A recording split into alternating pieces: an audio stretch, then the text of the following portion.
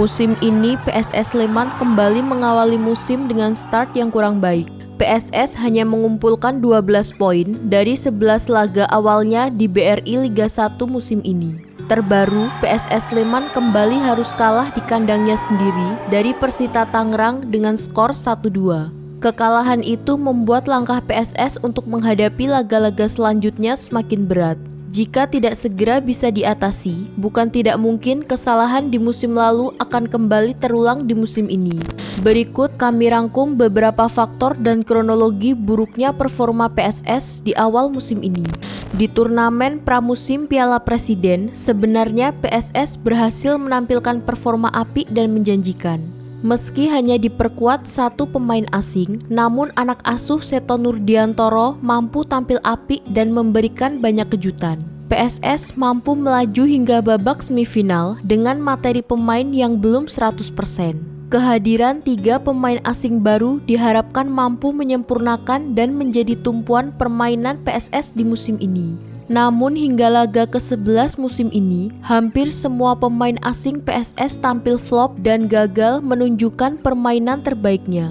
Bahkan striker asing PSS Michel Chagas masih gagal mencetak gol untuk PSS hingga pekan ke-11. Sedangkan motor serangan PSS Zevalente yang tampil apik di Piala Presiden kini performanya terus menurun.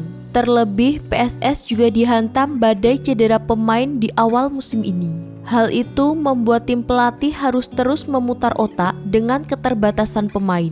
Baru-baru ini tim pelatih PSS Sleman juga dikabarkan kurang harmonis. Banyak pihak menilai tim pelatih PSS juga memiliki visi dan pendapat yang berbeda di beberapa laga terakhir.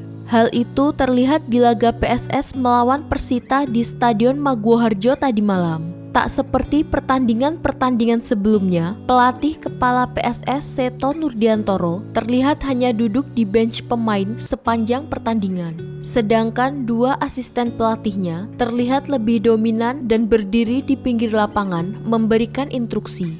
Tidak adanya dukungan dari para supporter fanatik PSS selama bulan September juga memberikan dampak yang negatif bagi permainan PSS. Para pemain PSS terlihat bermain kurang motivasi dan sering terlihat kebingungan. Hasilnya, PSS hanya mampu meraih 4 poin di 4 laganya di bulan September. Kini, PSS harus segera berbenah dan bangkit kembali. Kehadiran kembali supporter fanatiknya di laga selanjutnya diharapkan mampu menjadi motivasi bagi para pemain PSS. Terlebih, PSS juga telah melewati badai cedera di awal musim ini. Jika para pemain, pelatih, dan supporter mampu kembali bersinergi dengan baik, bukan tidak mungkin Super Elja akan kembali terbang tinggi di sisa laga musim ini.